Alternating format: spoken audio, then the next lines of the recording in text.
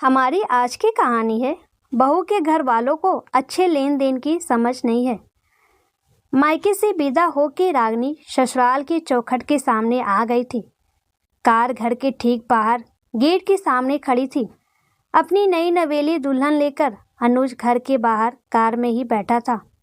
माँ ने अभी गाड़ी में ही बैठने के लिए कहा था। दुल्हन आ गई, दुल्हन आ गई। घर में चारों तरफ एक भागम भाग मच रही थी। तभी रागिनी ने देखा एक महिला कार के अंदर कुछ ढूंढ रही है।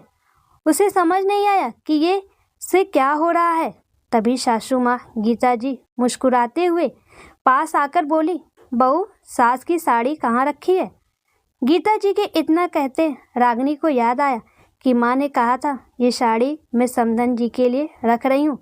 तेरी विदाई के समय तेरे साथ कार में ही रखी जाएगी, क्योंकि इसी साड़ी को पहनकर वो बहू को उतारने की रस्म पूरी करेंगी। रागिनी ने आगे की सीट पर रखे गिफ्ट के पैकेट की तरफ इशारा किया। गिफ्ट का पैकेट लेकर गीता जी अंदर गई, लेकिन लौटी तो उनके चेहरे से मुस्कुराहट गायब थी। रागिनी ने देखा तो उन्होंने वही साड़ी पहनी थी जो रागिनी की माँ ने दी थी। वहाँ मौजूद औरतें साड़ी की तारीफ कर रही थी, लेकिन गीता जी को साड़ी नहीं पसंद आई थी। उन्होंने बहू के गृह प्रवेश की सारी रस्में की। गृह प्रवेश के समय दरवाजे पे ही उसकी ननद निशा ने दरवाज़ा रोका और भाई से कहा, बिना नेग लिए अंदर जाने नहीं दूंगी। पूरे 50,000 तो चाहिए ही मुझे। आखिर इकलौती बहन हूँ तुम्हारी, लाओ मेरा नेग। अनुज ने कहा, अरे निशा, तू भी ना, चल जाने दे अंदर, परेशान मत कर।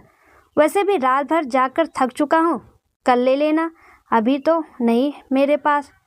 निशा ने पूछा, क्यों? आंगन में तुम्हें खिचड़ी खाते समय तुम्हारे ससुराल वालों ने तुम्हें नेक नहीं दिए? वैसे भी इतना बड़ा संयुक्त परिवार है भाभी का। अच्छा, वो पैसे मिले तो हैं, लेकिन मैंने गिने नहीं। तब तक अनुज की बात को बीच में काटते हुए गीता जी ने कहा, निशा जाने दे बेटा, अंदर सबको देना लेना नहीं आता, इसके लिए तो बड़ा दिल चाहिए। मुझे मिली साड़ी देखकर तुझे ये बात खुद ही समझ जानी चाहिए थी।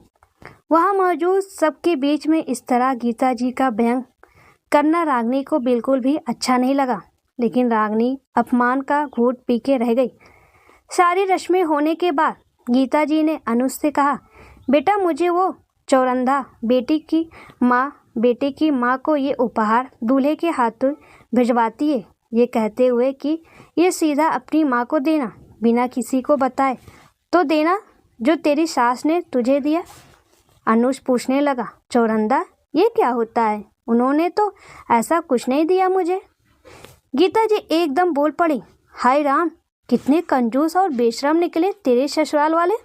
चौरंदा की रस्म में एक उपहार ना दे सके? कुछ नहीं तो नेग में 101 रुपये ही दे देते कि बेटा दे देना अपनी माँ को।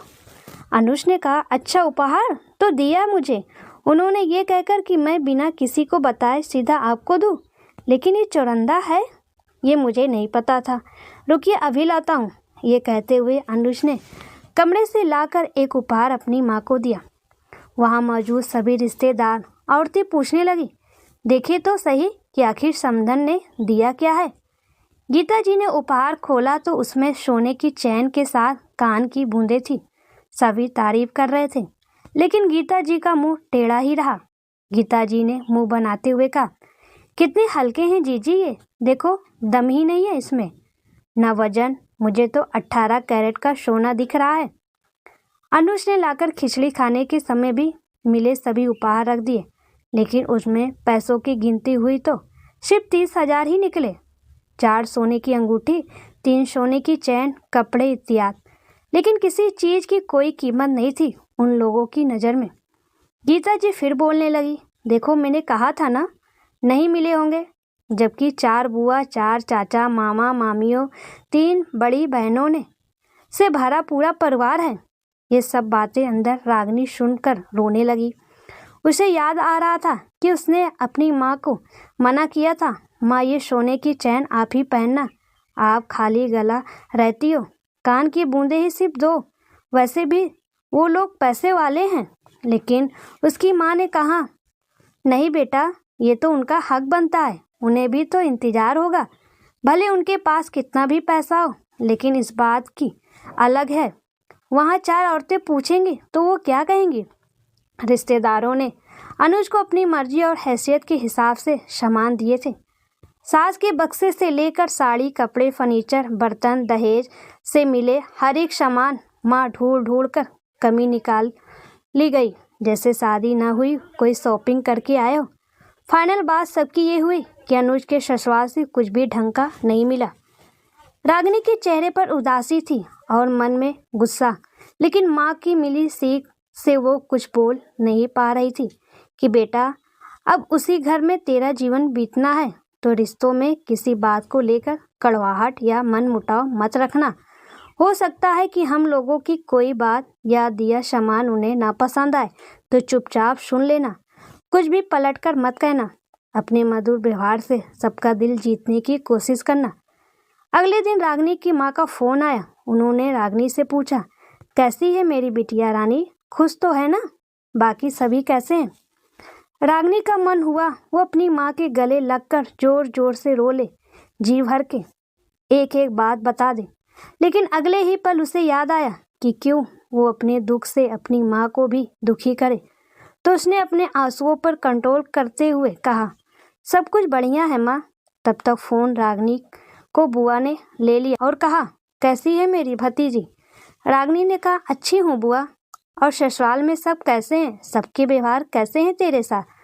तब तक सामने आईने से रागिनी को अपनी सास कमरे में आती दिखी। सभी का व्यवहार अच्छा है बुआ, क्यों, कोई बात है। रागिनी को पता था कि बुआ भी बड़बोली और कमियां निकालने में माहिर इंसान है, तो उसने फ़ोन इस बार स्पीकर पर कर दिया। बुआ ने कहा, कुछ नहीं, बस तेरे ससुराल वालों के नाम बड़े और दर्शन छोटे निकले। भाभी ने कितने महंगे महंगे सामान चुन चुन कर दिए तुझे। एक तेरे ससुराल वाले हैं, मुझे सिंदूर बहुराई की अच्छी साड़ी भी ना दी। सोना चांदी की निशानी तो दूर की बात रही, एक जोड़ी पायल तो दे ही सकते थे।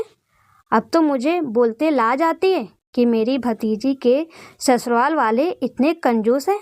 और तेरे भाई को भी फेरों के समय, लावा के समय का शर्ट पैंट अच्छा नहीं दिया। कमरे में घुसती सासू माँ के कदम दरवाजे पर रुककर बात सुनने लगी। तब रागिनी ने कहा, बुआ, हर इंसान अपनी तरफ से अच्छा उपहार देने की कोशिश करता है। अब वो बात अलग है कि सामने वाला उपहार भावना से न जोड़कर पैसे से तोलने लगे। उपहार की कीमत नहीं, हमें देने वाले का मन भी देखना चाहिए। पीछे से रागिनी की माँ ने बोला, बिल्कुल ठीक कहा जीजी, बिटिया ने। कमियां निकालने वाले तो भगवान में भी कमी निकाल दें, उनके लिए तो अच्छी से अच्छी चीज़ें भी खराब दिखती है, क्योंकि वो कमियों से बना चश्मा जो आँखों पर पहन के निकलते हैं। अच्छा बिटिया, रखती हूँ, कल चौथी पर तेरे पापा और बाकी लोग जाएंगे तुझसे मिलने। कुछ चाहिए तुझे तो बोल, भिजवा दूँ। नहीं माँ, कुछ नहीं चाहिए, कहकर रागिनी ने फ़ोन रखा। शीशे से रागिनी ने देखा गीता जी की नजरें झुकी हुई थी। वो कमरे में अंदर आने की बजाय बाहर चली गई। लेकिन आज रागिनी के मन को सुकून था कि उसने अपने मन की बात अपनी सास तक पहुंचा दी थी।